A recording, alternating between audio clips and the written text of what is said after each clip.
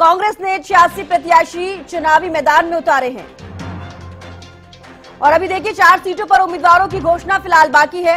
आपको बता दें कि देखिए उकलाना, सोहना, भिवानी और नारनौल ऐसी विधानसभा सीट है जहां पर अभी तक कांग्रेस ने 45 उम्मीदवारों के नाम के बाद अभी तक इन 4 सीटों पर उम्मीदवार नहीं उतारे हैं।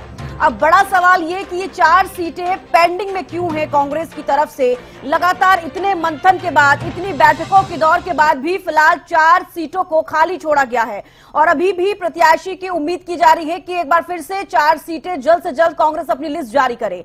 तो कांग्रेस ने 86 प्रत्याशी चुनावी मैदान में उतार दिए हैं। अभी 4 सीटों पर उम्मीदवारों की घोषणा बाकी है और जिक्र कर रहे हैं, देखिए उकलाना, सोहना, भिवानी और नारनौल की सीट को होल्ड किया गया है।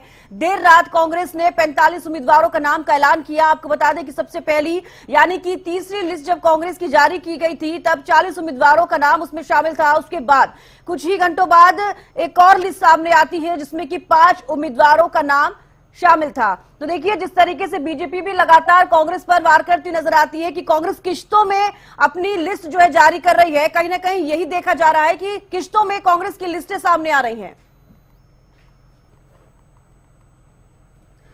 रवि जांगड़ा विशेष संवाददाता हमारे साथ जुड़े हैं। रवि, देखिए 4 सीटों को लेकर कांग्रेस का अभी भी पेच फंसा हुआ नजर आ रहा है। उकलाना है, सोहना, भिवानी और नारनौल। क्या लग रहा है कांग्रेस क्यों देरी कर रही है? जो है सोशल मीडिया की चाहे बात करें या राजनीतिक के गलियारों में इस बात की चर्चा है कि 2 सीटों पर कम्युनिस्ट पार्टी के साथ कांग्रेस का समझौता हो सकता है और उसमें एक सीट भिवानी भी हो सकती है। ऐसे में देखने वाली बात ये होगी, चर्चाएं इस बात की सुबह से ही, रात से ही हालांकि चर्चाएं थी जब ये समझौते की बात कहीं न कहीं सामने आई थी। आम आदमी पार्टी के साथ जब समझौता सिरे नहीं चढ़ा था तो अब कम्युनिस्ट पार्टी को 2 सीटें देने की बात कही गई है।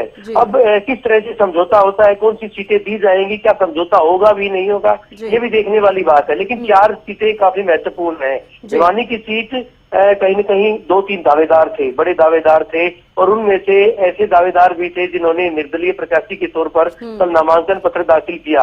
हालांकि पार्टी की टिकट की भी बात जो रहे थे और अगर उनको टिकट मिलती है तो रात को उनका यही कहना था कि अगर टिकट मिलती है तो आज वो ताल ठोक सकते हैं। लेकिन इस बीच नारनौल की बात करें, नारनौल में अजय चौधरी की बात करें, डॉक्टर अजय चौधरी, दूसरा नाम जो है जस्सी पेटवाड़ का आया था। तो इन दोनों के नामों पर कहीं भूपेंद्र सिंह हुड्डा, एक भूपेंद्र सिंह हुड्डा खेमे से संबंधित है, दूसरा कुमारी शैलजा के खेमे से संबंधित है। इन दोनों नामों पर सहमति नहीं बन पाई थी। ऐसे में तीसरा नाम कौन सा आता है या इन दोनों में से किसी को चयनित किया जाएगा, ये भी आज देखने वाली बात होगी। क्योंकि महज कुछ घंटे बचे हैं, नामांकन किया जाएगा। अगर पार्टी टिकट देती है तो निश्चित तौर पर नामांकन किया जाएगा।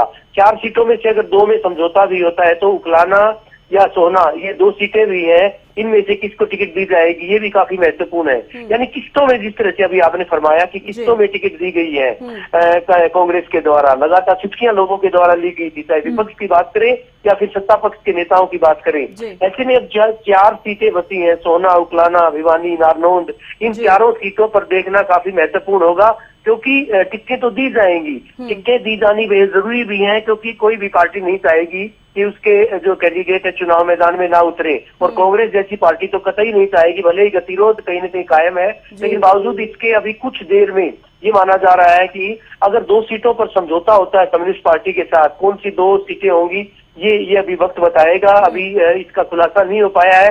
लेकिन बाकी 2 सीटों पर कौन कौन कैंडिडेट होंगे, उकलाना, सोहना, भिवानी या नारनौल, इन 4 में से किन 2 सीटों को कम्युनिस्ट पार्टी के साथ समझौते में लिया जाता है, समझौता अगर होता है तो, या फिर 4 में कौन कैंडिडेट होंगे, ये बेहद दिलचस्प होगा आज देखना।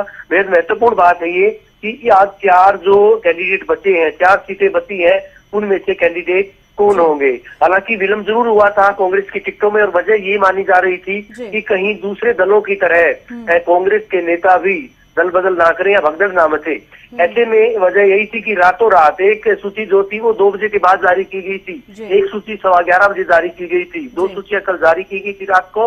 ऐसे में 4 जो सीटें बची हैं, 4 सीटों पर जो टिकटें देनी है वो अभी कुछ देर बाद उनको तय किया जाएगा, इस तरह की जानकारी मिल रही है। जी बिल्कुल रवि, देखिए जिस तरीके से आपने जिक्र किया कम्युनिस्ट पार्टी को समझौतों को लेकर कांग्रेस फिलहाल सोच रही है, जो 4 सीटें बची हैं 2 सीटें देने का सोच सकती है, समझौता जो है किया जा सकता है। देखिए इससे पहले आम आदमी पार्टी के साथ गठबंधन की चर्चाएं काफी तेज थी, सीट शेयरिंग को लेकर बातचीत नहीं बन पाई, गठबंधन नहीं हो पाया।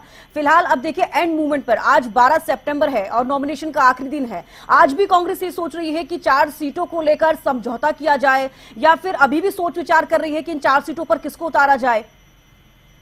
बिल्कुल, 4 सीटों में से अभी जो जिस तरह की जानकारी मुहैया हो पाई, उपलब्ध हो पाई है, उसमें से 2 सीटों पर कहीं न कहीं समझौते की बात सामने आई है।